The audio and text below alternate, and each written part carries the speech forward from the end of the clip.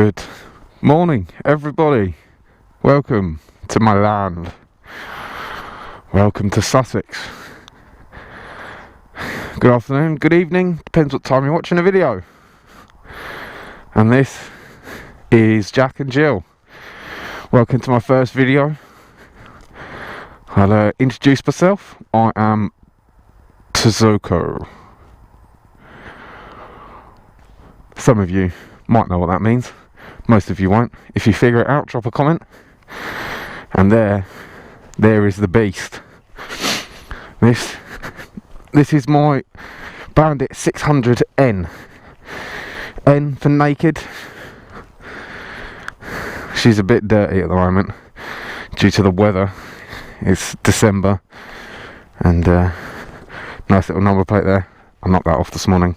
I've got my V5 in my pocket. I'm going to be going to Halfords to get another one in a little bit. But yeah, so that's the bike. She's a beast. There's Jack and Jill. That one's Jack. The one behind it's Jill. Jill doesn't have any, whatever you call them, feathers. Nope, something like that. Should we go for a ride?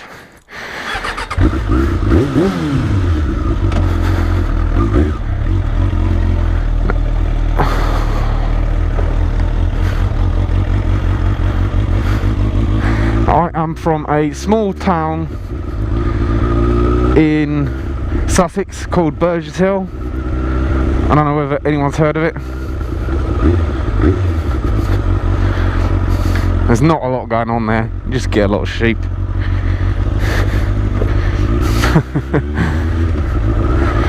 Now, when I came up here a minute ago, the whole road is covered in ice. And it was one of those situations where you start coming up and you instantly regret it because you realise you've got to come back down again. Don't touch front brake, don't touch front brake, don't touch front brake, don't touch front brake, don't touch front brake. Ooh, we're good. You could have let me go, dickhead.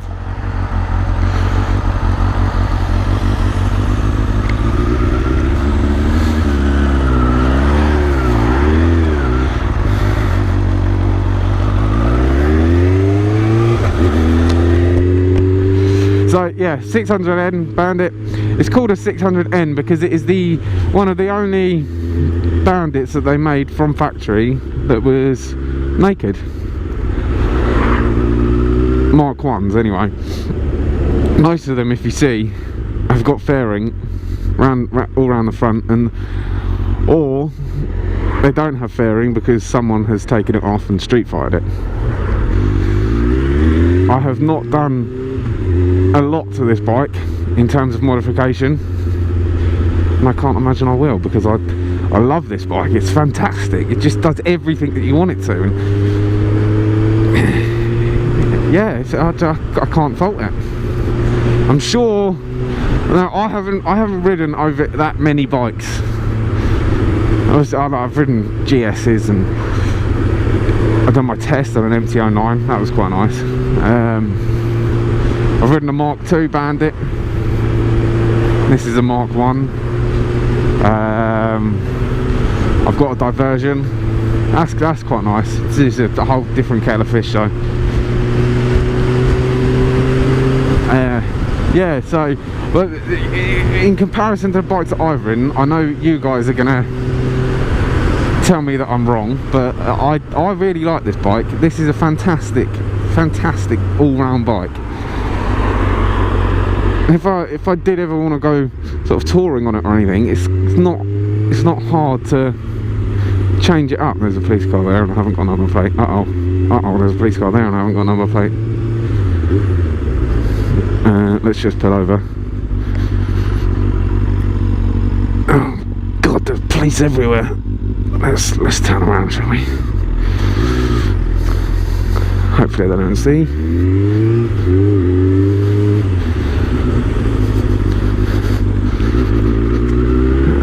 Run! Ah!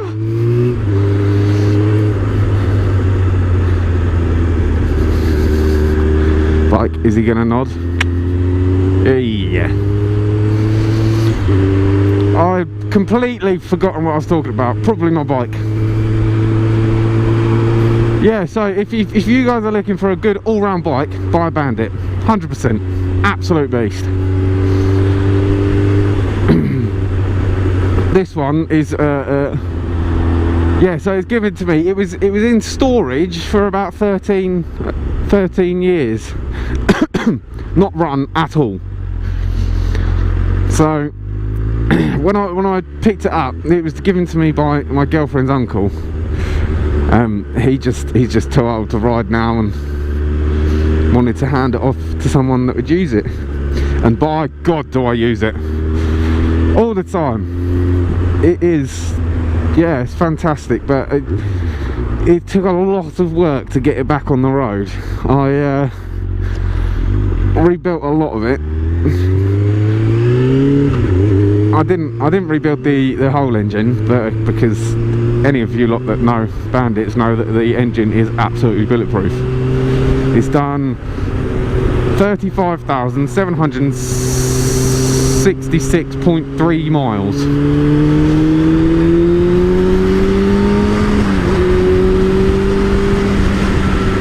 Just hear that 4-cylinder engine. Now, you don't get a lot of 4-cylinder engines anymore. It's just fantastic. We are going off here. Yeah, so I rebuilt the carbs. This is a story and a half. I rebuilt the carbs. I bought a whole genuine Suzuki rebuild kit for the carbs, and I rebuilt them. Fine. Bike still didn't start. Oh. So I went through everything that you could, and it turns out a few years back my girlfriend's uncle had tried to start it, and he'd switched, by mistake, he'd switched the coil packs round, and they were all in the wrong order, so it wasn't firing in the right order.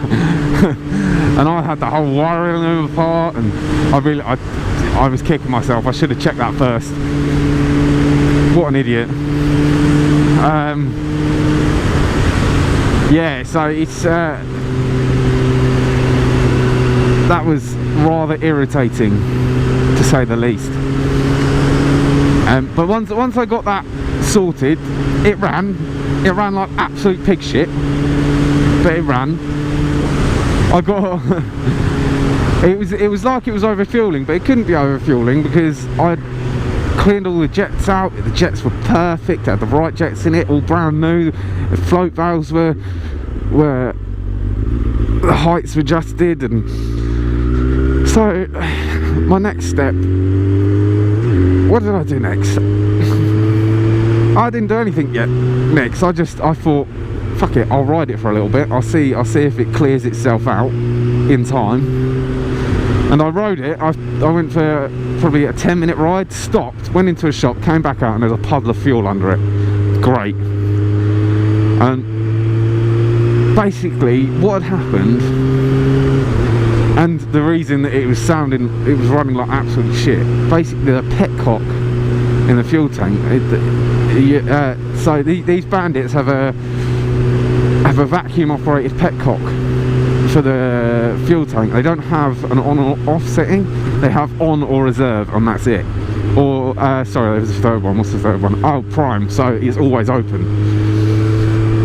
And so effectively mine was always on prime because the petcock had failed and it was just letting constant amounts of fuel in, which is rather irritating. So, but it shouldn't, I cannot see anything. That sun is so bright, holy shit. Fuck, Jesus Christ, I can't see anything.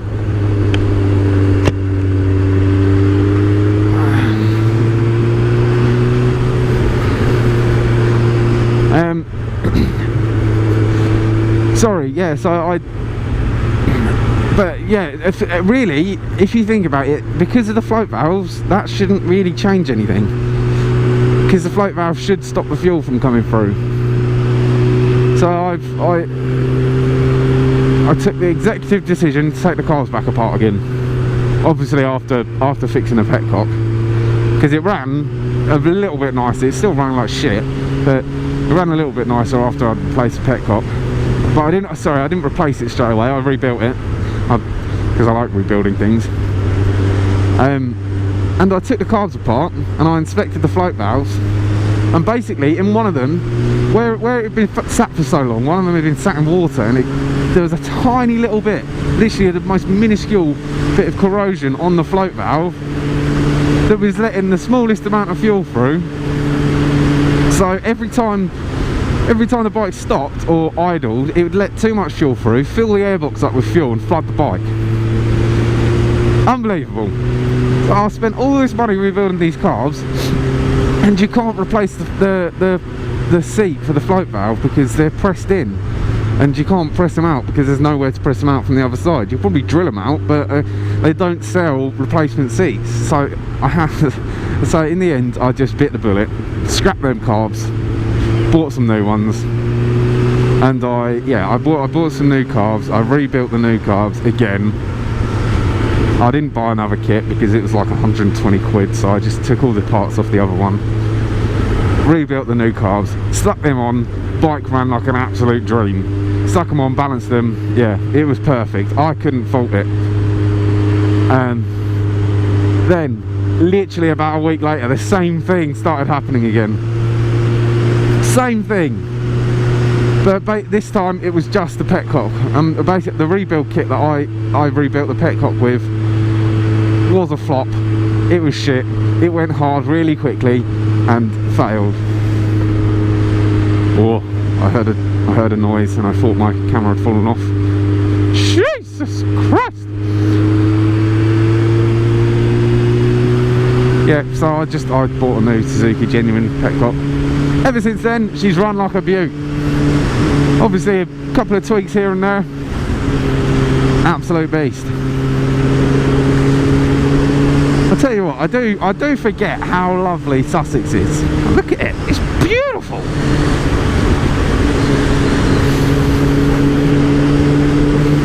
Can't fault it really. Live in a nice area. No, for riding anyway. Not this time of year because it's like -2 degrees and everything's frozen and you'd like to fall off lots and it hurts and ouch. Hey, I don't know if you can see down there, but the whole field, all the fields are white at the bottom of the valley. Nay.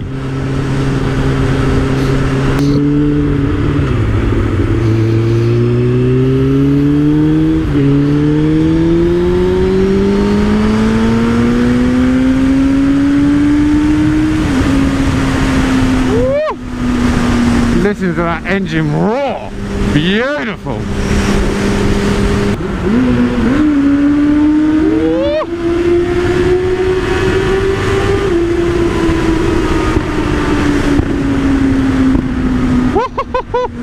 Yeah.